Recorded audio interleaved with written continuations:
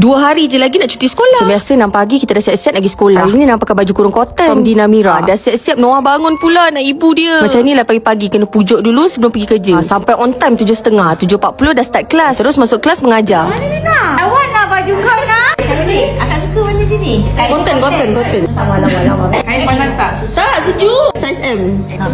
Tak lah nak bagi tahu diorang terus search. Diorang dah lah suka kain-kain cotton. Color pula pastel. Semua dah teracun. Comel lah macam kota candy. Bolehlah beli. Hari ni pukul 1 dah boleh balik sebab malam ni ada dinner sekolah. Nak balik rumah, siap-siap, solat sekejap. Dan terus gerak pergi KL sekejap sebab hari ni ada review. Sampai-sampai belajar skrip sekejap sebelum shoot. Settle je shoot video terus balik sebab malam ni ada dinner. Dia dah tunggu kita lah.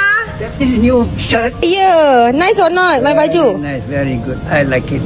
Decent one. Baju kau? Kau suka ke? Suka. Apa labu sangat. Bismillahirrahmanirrahim. Settle je shoot video dengan Wan ngatuk. Nak mandi, solat, siap-siap. Malam ni kita ada dinner sekolah. Penat weh hari ni. I want to bye-bye first. Okay gang, bye.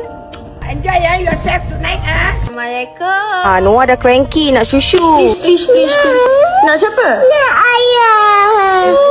Lepas je maghrib terus siap-siap nak pergi dinner sekolah. Okay lah gang, bye.